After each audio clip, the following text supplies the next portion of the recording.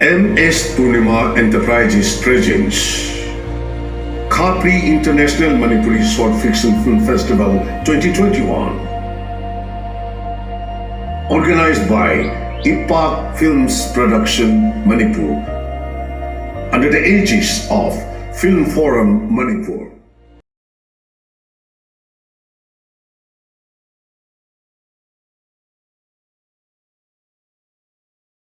Jackson ngakpatana laijat asidagi ngakthoknaba amatang ngairaba pambaini haikre asomda pandemic asina maram oiduna industrial sector da chauna jaitheng pire Delhi Mumbai amadi Bangalore na chingba mafamsingda leiba achauba industry kaya hojiksu thabak leptuna leiri masina mahausagi phibam hanjillakpada chahi kaya changnaba yai tamo chasida leire oh yare sinmising thabak sufam nomfam khangdabadagi awaba oire sinmisingna masagi maramdanda hingnabagi lambi thiba chungani haina leingaki maikaidagi phongdokre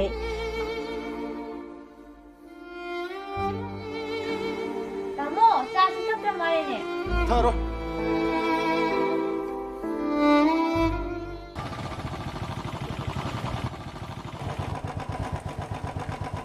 Langwan bro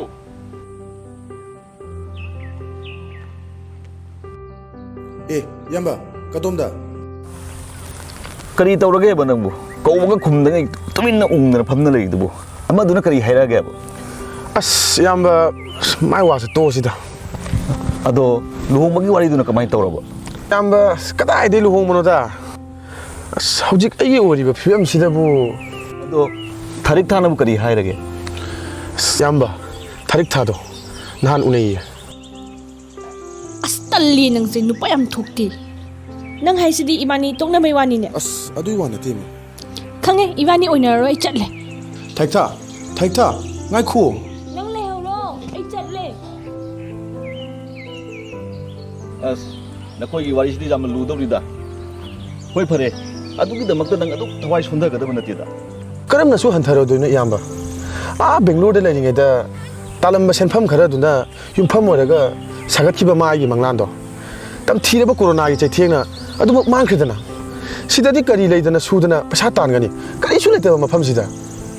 onare lamgan ba nangna khalliba wakhal onare mafam sida subam chafam leiti na hariba khalliba nangi wakhal do yam alan wakhal loire yemo nayama su chahi mangani dili da thabak tawna leiramiba ado ada phangniba senpham duna charaga thaga loisalaga kaimta lemaude maduna mi oiba jaroi khanbadagi ai se jumda halaklaga leiriba lamtu mayam se senadana ai na pham yam dingkhal ngatuna yam se ngasidi miyam ga mimana bangam jare dana Adubu aina hojik tawduri sibu kari no ne yamba. ninga naganu lamgan ba nangna tawba jaba thabak mayam lei kresida Karma thaba. ꯑꯩꯈꯣꯏꯒꯤ ꯏꯌꯥꯝꯕ ꯑꯃ ꯂꯩ ꯅꯪꯒꯤ ꯄꯨꯟꯁꯤꯒꯤ ꯑꯅꯧꯕ ꯃꯩꯔꯥ ꯑꯃ ꯊꯤꯔꯨꯅꯕꯒꯤꯗꯃꯛ ꯏꯌꯥꯝꯕꯗꯨꯒꯤ ꯃꯅꯥꯛꯇ ꯍꯌꯦꯡ ꯑꯩꯈꯣꯏꯅꯤ ꯆꯠꯇꯕ ꯌꯥꯗꯦ Hoi yamba. ꯑꯩꯅ ꯍꯥꯏꯔꯤꯕ ꯋꯥꯁꯤꯡꯁꯦ ꯅꯈꯣꯏ ꯒ꯭ꯌꯥꯟ ꯇꯥꯔꯕ ꯅꯠꯇ꯭ꯔꯣ? ꯍꯣꯏ ꯇꯥꯃꯣ ꯃꯁꯤ ꯄꯨꯝꯅꯃꯛꯁꯦ ꯑꯍꯥꯟꯕꯒꯤ ꯑꯣꯏꯅ ꯇꯥꯃꯣꯅ ꯁꯣꯏꯗꯅꯕ ꯈꯔ ꯁꯤꯟꯕꯤꯕ ꯇꯥꯏ ꯑꯗꯨꯕꯨꯗꯤ ꯑꯩ ꯑꯉꯝꯕ ꯊꯥꯛꯇ ꯁꯣꯏꯗꯅ ꯍꯣꯠꯅꯅꯤꯗ. Hare oza. Adudi ai laibak yengjarage.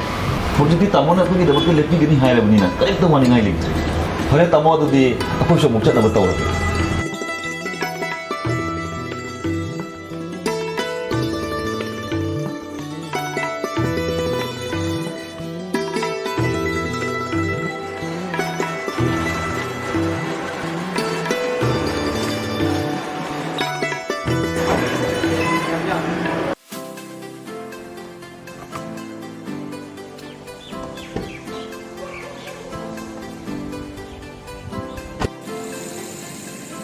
Kasi lamngan bana lamdam sigi khwaidagi mai pakpa entrepreneur ama oira pasimak COVID-19 na piba khudol ne takpiri makha tarak pasidi lanai punsigi mafam da lakjaraga koi lamngan basi yumban punsigi akoi yumban bagi matam su laksel lagle haijari ba adina tang sida akoi yumpan bagi matang si hapetang thambiba yagadra Tamo masigi matang si hojik phawi di karim tare pale jadri ko. Habidi ai gi punsi si thabak na maru re laujai. Hoi matam amada aina yam pamjaba nupi am lerami. Ai samang matam duga masak thoktaba mi am oibana. Ai ma kaina ki ko. Karigumba mahak na ngasisu ai gi damak lepiram laba. Ai yumban punsi de khungda ba kaide. Yam phajaba wafam ni thambiri si nungsibagi thang wanglaba